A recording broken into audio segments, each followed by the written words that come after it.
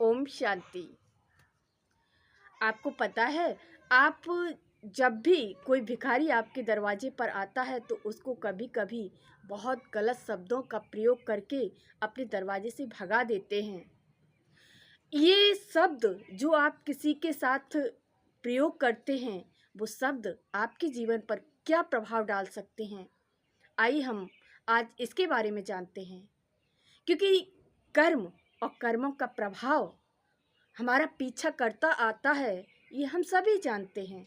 और कर्म पीछा नहीं छोड़ते हैं, ये भी हमें मालूम है। लेकिन जब हम कहते हैं कि किसी भी भिखारी को भिक्षा नहीं देनी चाहिए, ये सही बात है। आप उसको भोजन करा दीजिए, जो उसकी ज़रूरत हो वो पूरी कर दीजिए, लेकिन उसको पैसे मत दीजिए। अब कई लोग इस बात का गलत प्रयोग करते हुए कई बार भिखारियों को गाली देकर के अपने दरवाजे से भगा देते हैं और कभी कभी हाथ तक उठा देते हैं। तो आज मैं इसी के बारे में चर्चा करते हुए आपको बता रही हूँ कि जब आप किसी के साथ भी गलत शब्दों का प्रयोग करते हैं तो उन शब्दों का आपके जीवन पर प्रभाव क्या पड़ता है। उसके लिए मैं आपको एक कहानी सुनाऊंगी। उसमें एक भिखारी जो कि एक घर के दरवाजे पर हर रोज़ भिक्षा मांगने के लिए जाता है और उस घर का मालिक उस भिखारी को देखते ही उसको गाली गलौज देना शुरू कर देता है। गाली गलौज देने के साथ ही कभी कभी वो उस पर हाथ भी उठा देता है, लेकिन वो भिखारी हमेशा उस व्यक्ति से यही कहता कि भगवान तुम्हारे कर्मों को माफ़ करे। अब यूं ही सिलसिला चलता रहा। एक दिन भिखारी उसी दरवाजे पर आता है और उस घर का जो मालिक, जो सेठ होता है, उसके कहीं बिजनेस में घाटा वाड़ा आ जाता है, जिसकी वजह से वो परेशान होता है।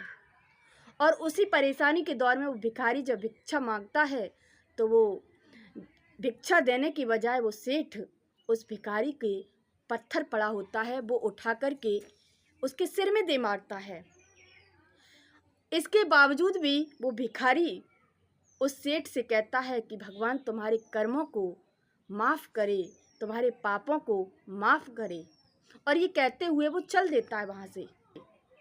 अब सेठ ने कुछ समय पश्चात जब उसका दिमाग थोड़ा शांत हुआ तो उसने विचार किया कि हमने उस भिखारी को पत्थर मारा, उसके बावजूद भी उसने यही कहा कि भगवान तुम्हारे कर्मों को माफ़ करे।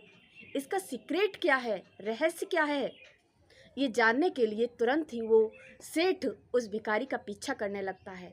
अब भिखारी कई दरवाज़ों पर जाता है, लोग उसको गाली देते हैं और भगा देते हैं, कोई भी उसको रोटी नहीं देता है। तब वो अंत में एक घर में पहुंचता है जहाँ कोई घर में बासी पड़ी हुई रोटी उठा कर के एक उसको दे देता है।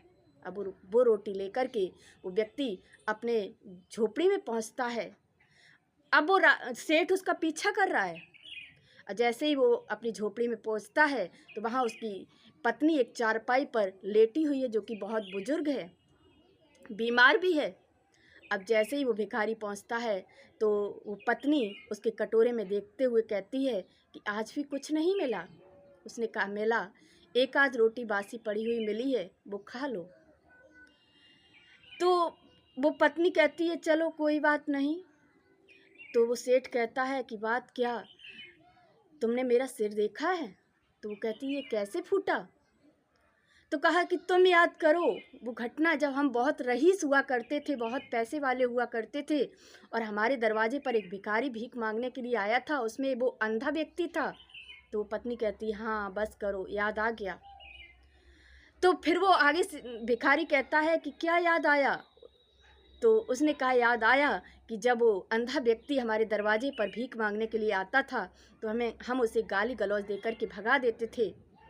एक दिन जब वो व्यक्ति भीख मांगने के लिए आया तो हम दोनों ने ही उसको धक्का दिया और सामने नाली थी, वो बुजुर्ग, वो अंधा व्यक्ति उस नाली में गिर पड़ा था। तब उसने हमें बद्दुआ दी थी कि हम नहीं, लेकिन ईश्वर तुम्हारे कर्मों की सज़ा तुम्हें अवश्य देगा। तो वो भिखारी कहता है उसने तो हमें बद्दुआ दी थी, लेकिन मैं लोगों को बद्दुआ नहीं देता हूँ, मैं तो दुआ देता हूँ।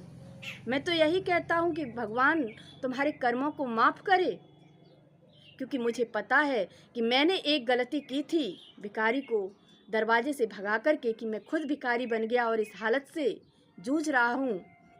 मैं नहीं चाहता मेरी ही तरह कोई और भी बद्दुआ लेकर के इन हालातों से जूझे। अब वो सेठ व्यक्ति सब कुछ उनकी बातों को सुन रहा है। वो अपनी दास्तान भिखारी सुना रहा है और पत्नी सुन रही है। अब दोनों आपस में बात करते रहे, वो सेठ सुनता रहा और सेठ उन दोनों की बातों को सुनने के बावजूद सीधा अपने घर जाता है। अब दूसरे दिन फिर वही भिखारी उस सेठ के दरवाजे पर पहुंचता है और भीख मांगता है। तो भीख मांगने से पहले ही वो सेठ उसके लिए अलग से रोटियां ताज़ी ताज़ी बनवा के रखे हुए था। उसने पूरा भोजन दिया उसको खाने को और उसने कहा, भाई आज तक मैंने जो भी तेरे साथ किया उसके लिए तू मुझे माफ़ कर दे।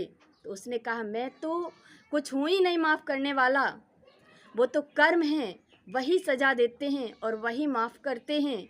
फिर भी मैं एक ईश्वर से प्रार्थना करता हूँ कि आप सब के कर्मों को ईश्वर, जो भी आप पाप कर्म कर रहे हैं उनको माफ़ करें और जो अच्छे कर्म हैं उनके लिए आपको सद्मार्ग दिखाए। तो इस तरीके से ये कहानी आपको सिखाएगी कि जब भी आप किसी भी भिखारी को गाली गलौज करते हैं या फिर अपने दरवाजे से भगा देते हैं, तो याद रखें समय किसी का भी नहीं होकर रहा है। अगर आज आपका अच्छा समय है तो कल किसी और का भी होगा। और दुआ और बद्दुआ, इनमें बहुत ताकत होती है। अगर किसी भिखारी की दुआ आपको मिलती है तो आप बहुत तरक्की कर जाएंगे, और अगर किसी भिखारी की बद्दुआ आपको मिलती है तो आप बहुत नीचे स्तर पर गिर पड़ेंगे। इसलिए कभी भी किसी भी व्यक्ति की बद्दुआ मत लीजिए।